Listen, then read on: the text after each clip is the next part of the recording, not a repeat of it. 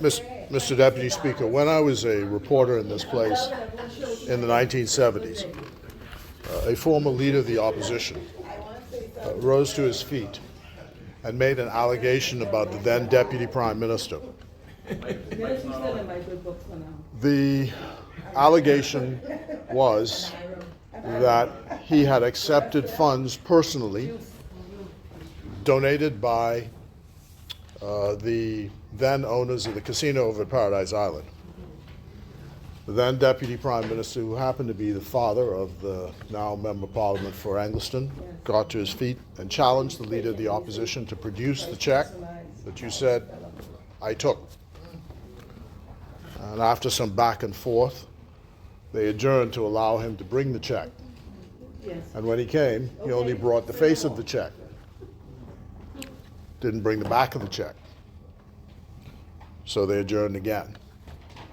They got the back of the check, and lo and behold, the Leader of the Opposition had not disclosed that the check was in fact endorsed to the Progressive Liberal Party and was not for the personal use of the then member.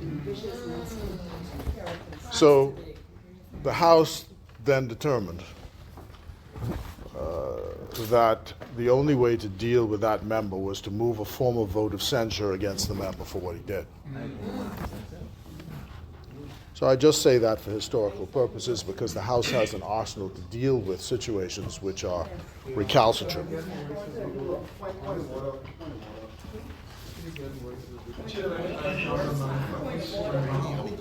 What's the point of it?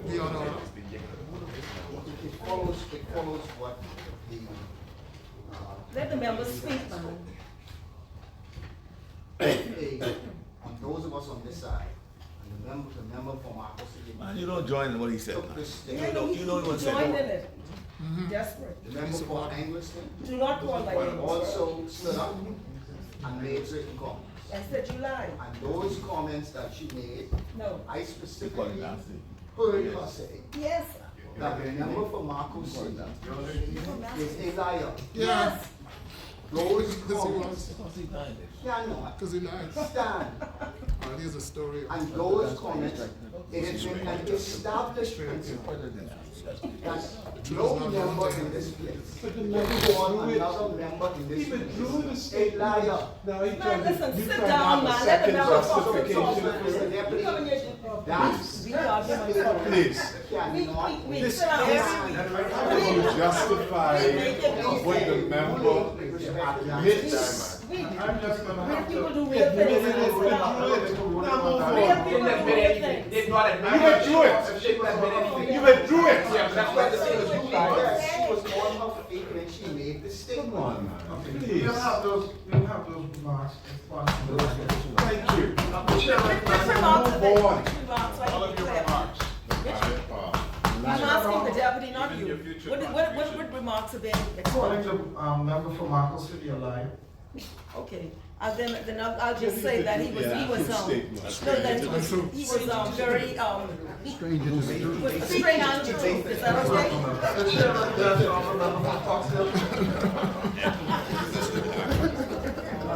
So I only say that that is available in the arsenal of the House if they wish to deal with this.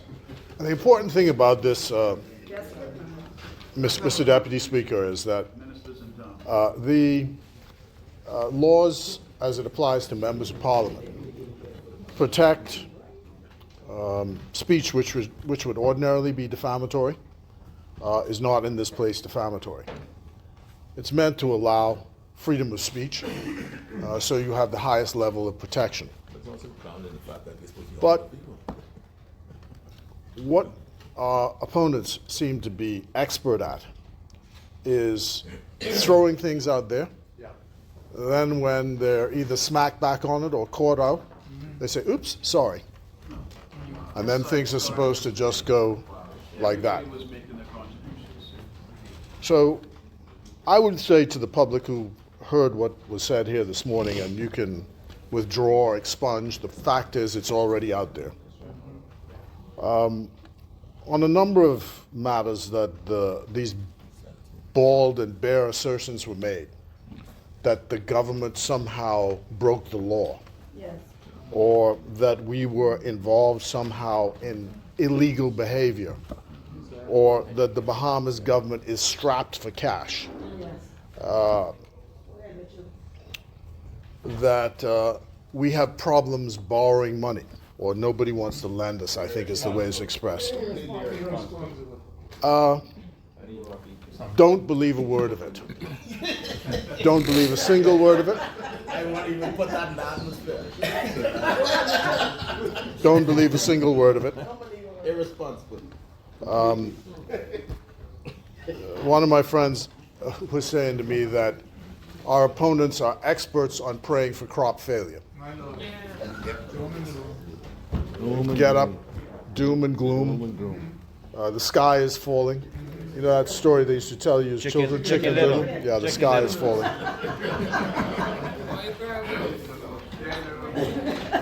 Experts in it. But don't pray for crop failure. Pray for the country to succeed. Yes. And waiting for it to Pray for the country to succeed. And,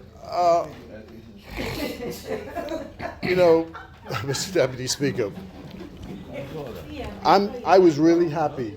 I know it's all been expunged from the record and all the rest of that, but I'm sure the various social media people will be busy as I speak. But I was happy that the Member of Parliament for Angleston responded the way she did, because I have an axiom in my own public life is if you fired me, don't miss. Don't miss. Don't miss. Don't miss. Don't miss. Yeah.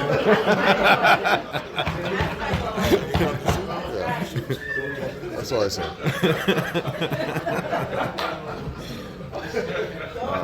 Don't miss.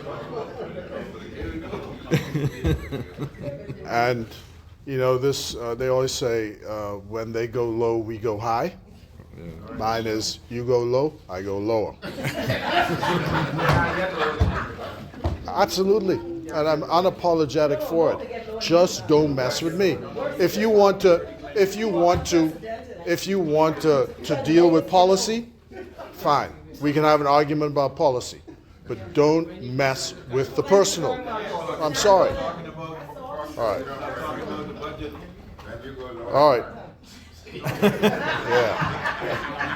Keep watching. Keep watching. You know. So I want to, what I have to say here, brief as it probably will be today, though, is to, first of all, thank the Prime Minister for steadying the ship of state and taking us to a destination that is going to make the country better than it was before.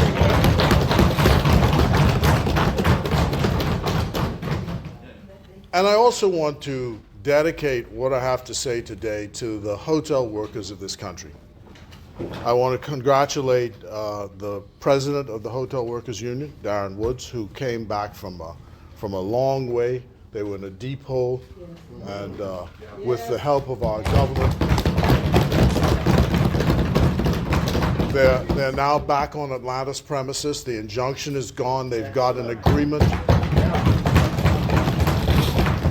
And, you know, I was happy again, you know, the Member of Parliament for Golden Gates. Again, there was this, oh, you know, these industrial agreements aren't signed, they're not registered, so on and so forth. And she didn't waste a second in answering and saying, these are the facts. These are the facts. And it's remarkable because in 4.5 years, Nothing. not one, not one, not one. And speaking of not one house either. You know, I thought I'd stop singing that song when Ken Russell was in here. You know, no, not one, no, not one, not one house, not one house. They did it twice. Yeah, and you know, let me get back to the hotel workers stuff. Yeah, so I was. At the recent CARICOM meeting in St. Vincent, I was doing a morning walk. And as I was coming back into the hotel, I met a hotel worker. He was walking with a limp. And he said to me, you know, I've been on my feet for 17 hours. He said, but this investment here, Sandals, this is good. He says, I got to make the money, so I've got to get to work and make sure that I do my work. And I'm happy that you all came because we've got work. And so that caused me to think that I would say what I'm saying here this morning. Because I realize I know so many people in Fox Hill who've worked in the hotel sector, who are in their advanced years, who are suffering from what I call occupational diseases. Because it's hard work, standing on your feet all day. You have to be mentally agile to deal with people coming from all over the world at you, and then perform this service. And so, and then the hotel workers were so much responsible for us getting here. The 1950s and the general strike. All of the demonstrations that were held during the 1960s, signing the Memorandum of Understanding so you could have agency shop, so the 15% gratuity could be paid, so people could have decent work in the hotel sector. If it weren't for the hotel union, the benefits which hotel workers get today would not exist. And our country is built by them. And so what I could not understand was all during these negotiations, the begrudgeful attitude of these employers about hotel workers and their benefits. And then at one point actually banned the union from coming on the premises? What are we talking about? In the 21st century, trying to revisit all the history of our country and the struggle of our country. So I want to pay tribute to them because we are here because of them. We are here because of them. Prime Minister, I'm going to say this. Be careful. I think it was maybe our chaplain in one of the previous interventions he made who said, be careful who you take advice from. And, you know, I'm working my darndest to make sure the leader of the opposition keeps his job. You know, I wish him the best in that job. The problem for us, of course, is we have a problem when we're analyzing the situation and helping him keep his job. The question is whether we want the former Prime Minister back or whether we want to face him in the general election. Not sure what. We made a mistake. We made a mistake the last time. We thought that Loretta Butler Turner was not the best alternative because the way it was lined up the last time, they said Bay Street was aligned with her. So we figured the best bet was to go with the one who ultimately became Prime Minister. But we made a mistake because when he won, he turned on us with a vengeance. I mean, with a vengeance. This wasn't the man we thought, you know. That's right. That's right. Who is this? This can't be the man I went to St. Augustine with. Can't be. Cannot be. Exactly. That's what I thought. What happened? You know. So all I say, Prime Minister, is be careful who you take advice. And a lot of advice was given here this morning. Just be careful. Because if you take advice, the baseball stadium wouldn't be built. Yeah. If you take advice, you'd lose pre-clearance in Grand Bahama. Yeah. If you take advice, you're going to have to buy the airport for $1 but spend $250 to fix it. Million to fix it. Wow. 250 million. Million with an M. Right, as in minutes. And then you buy a hotel. And they didn't do it. And then they didn't do it just once. They did it. They got hornswoggled twice. Yeah. Right. First the hotel. Oban. Yeah. Oh, the Oban. I forgot that. You're going way back in history now. Okay. No. Yeah. Then the hotel. And then the airport for $1. $1. Yeah. Bought the hotel. Got a mortgage. Oh boy. No houses built. If you take advice, no houses built. Now, the thing they tried to put on us now, ladies and gentlemen, I got to do like the leader of opposition, speak to the camera. Right there.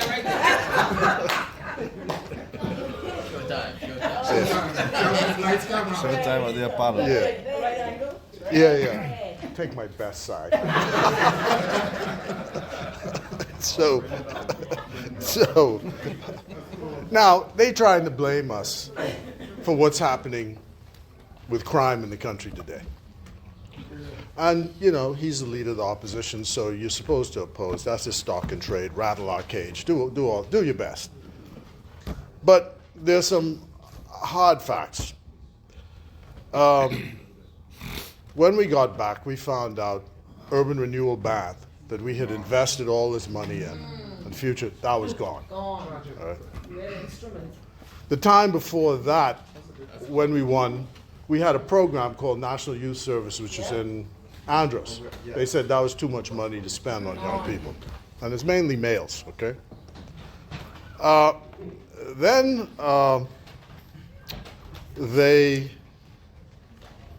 said that they couldn't afford the IAAF relays. So that was gone. That went to Japan for $17 million. Again, sports, young people, participation. Yep. Yeah. So today you've got Ms. Charlton, who's broken a record, so let's congratulate her.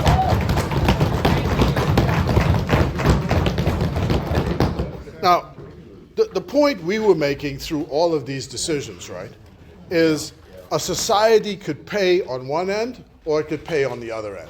Now, you can pay and invest in young people and education and all the rest of that, avoid them going to jail, avoid them being locked up by the police, put them in productive activities, or you could pay for jails and spend money on more police and more enforcement. You could do all of that. But the better outcome is if you prevent all of that from happening. And so it's kind of disingenuous, let me use that word so I wouldn't have to withdraw another word, to suggest now that the young men in January were shooting guns at one another, that somehow the PLP is responsible for that. How you figure that? When your public policies, you canceled the public policies that we said in the long term would help resolve the problem. And that's the best evidence we have. The best evidence we have is investment in young people, education, and that will bring us to the point where we don't have to deal with these complex social problems. That's what we thought. And we know that it takes at least 10 years for this to show itself. So that's why we keep arguing 2026, the Progressive Liberal Party has to be given an opportunity to continue its mandate. Yeah. Has to. I agree. Because we can't go through this stop, review, and cancel, and, you didn't do this right and all the rest of it, and, so that's where we are. I just say, Prime Minister, just be careful who you take advice from. So, Prime Minister, Mr. Deputy Speaker, events in our southern neighbor, Haiti, are at this moment, I think, evidently spiraling out of control. Unfortunately, in our country, it is not possible to have a dispassionate discussion about Haiti, its connection to us, the people of Haitian descent in our country, and the role of Haiti in the Caribbean. But we have a moral obligation to help where we can. Well, I'll make it quite plain. We cannot resolve the problems of Haiti. I said jokingly to some colleagues, these are the people who defeated Napoleon Bonaparte. So there's nothing you could tell them. The British too, and the Spanish. So this has been an independent republic since the year 1804 by defeat. Wasn't Prince Charles coming in, taking down the flag and handing it to us? Wasn't that? They beat Napoleon. So that's the issue you're dealing with. The situation is so complex that at this point, the Prime Minister of Haiti is unable to return, I may as well put it that way, is unable to return to his own country. As of this morning. And Caribbean prime ministers have been overnight in intense discussions trying to see if they can form some political pathway to get this issue resolved. The fact is that you cannot resolve whatever is happening there, troops or no troops, unless there's some political solution to the problem. And that's where the countries of CARICOM have been mostly engaged. The Kenyans have stepped up. The people from Benin have said that they want to lead operations there. So I would just want to inform the country that while we cannot resolve the problems, that we are trying our best to see if we can help along a political solution because it is in our best interests. Our diplomats withdrew, the non-essential personnel withdrew from Haiti a couple of days ago and are back in the capital. We expect the remainder of the team to leave on Sunday, conditions permit. But I said to the Prime Minister, it is my view that even after the embassy itself is closed, it is in the best interest of the Bahamas to have some form of representation of the Bahamas in Port-au-Prince, whether it is intelligence officers or security officers, so that we have tabs on what is actually happening in the society firsthand. We're the most of all the independent countries. We're the most impactful. We are the most impacted by that society. And it is important for us to know where things are headed. So, for example, we face the problem this morning that the airports in Port-au-Prince and in Cape Haitian are closed. The press has been asking our various ministers whether repatriation has been suspended. The answer is no, repatriation has not been suspended from our point of view. But if the airport is closed, how do you get people in? So that's the practical reality of it. Secondly, whoever emerges as the government in Port-au-Prince, we have to deal with de facto, whether they are good or evil, if we want this repatriation to continue. So we can't take any sort of high-minded approach and ideological approach on any of these things, because we want the repatriation to continue. You saw where the Commodore of the Defense Force made public comments about the assets being moved to the south of the country and working with our partners, the Turks and Caicos Islands and the United States, with a view to ensuring that there's as effective as we can a blockade and contain any spillover from the events in Port-au-Prince and in Haiti. We have not, and for the last month or so, there's been a dramatic drop in what we've been seeing. But remember that this is a problem that cannot be solved, it can only be managed. Weren't 18 found in our reckoning a couple days ago? It's a problem that cannot be solved, but can be managed. And he asked about the level of what is going on. We believe that we have been effective in the interdictions. And this must continue. So the society has to know that the government is watching, is involved, is engaged, and will keep the society, the country, informed as days go on as to what the events are. But we believe, and for me, as you know, it's kind of deja vu because I was foreign minister when Aristide was ousted. Some of the conversations we're having now with the present prime minister seem like revisiting the whole issue with all the American partners and everybody at the table. But it's a very, very complex issue. And in dealing with them, is that you cannot tell them what to do. And I've also said that people ought to be prepared for this fact. There is nothing that we can say to Haitians or to Haiti which can compare with the way we conduct business in what you call the Commonwealth Caribbean. Their experience is completely different system of law, different way of thinking about things. But it was P.J. Patterson, the former Prime Minister of Jamaica, that thought that Haiti should not stand by itself that it needed allies to help and assist with the programs. And the United States has looked to CARICOM to try and make and advance some kind of political solution.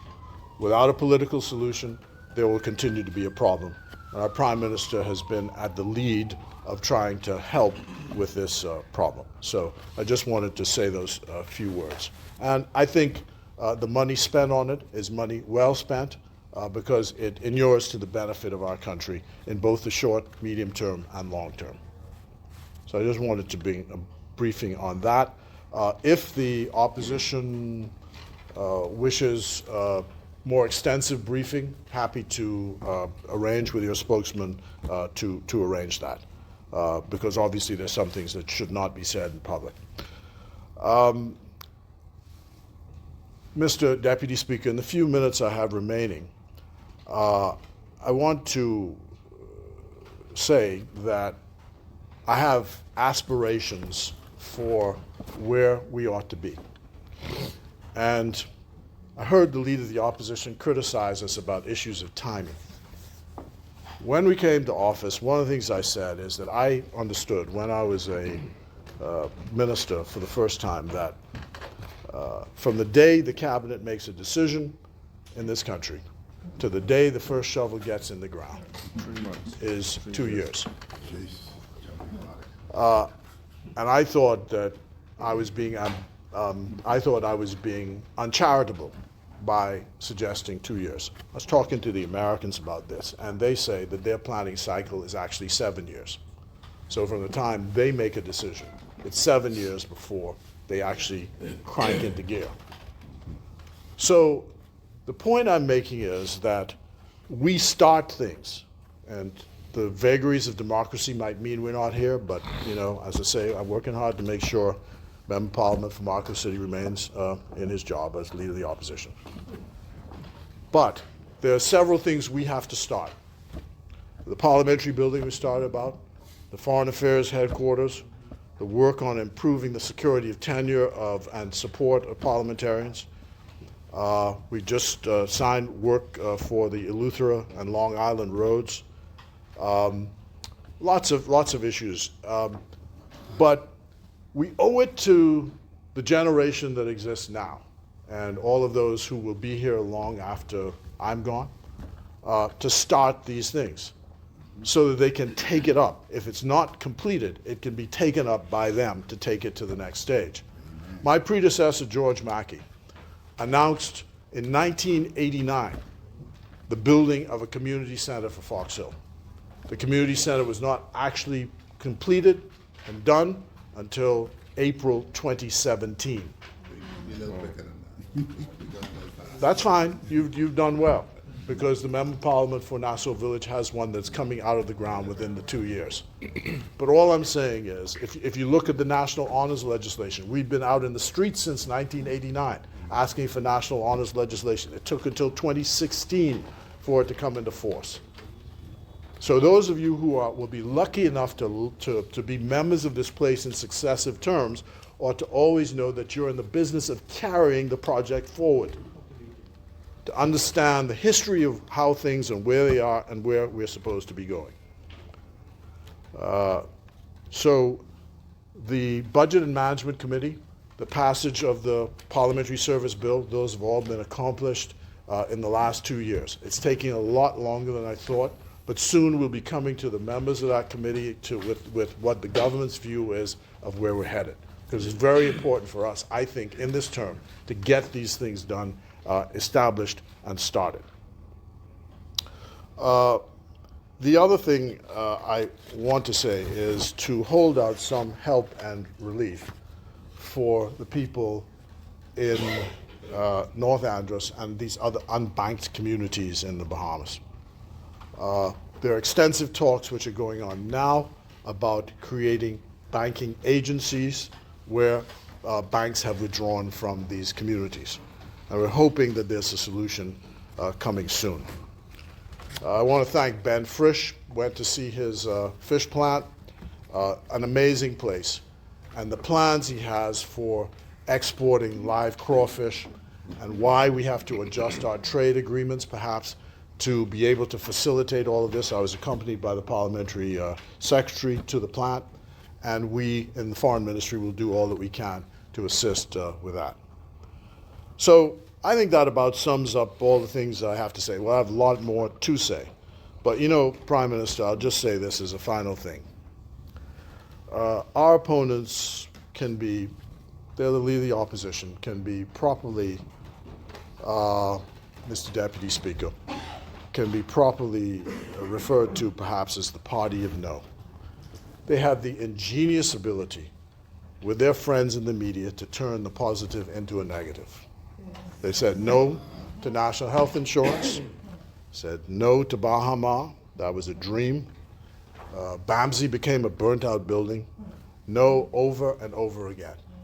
So all I say is, take with a grain of salt when you hear these assertions about what is and what isn't, because in every one of those cases that I just mentioned, national health insurance, Bahama, BAMSI, and I'll add the University of the Bahamas, they were wrong, wrong, wrong.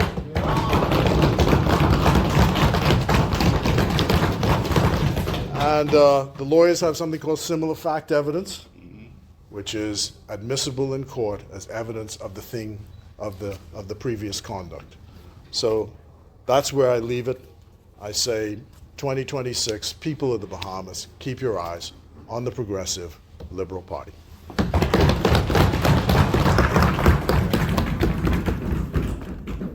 chair recognizes the honorable member for Freetown.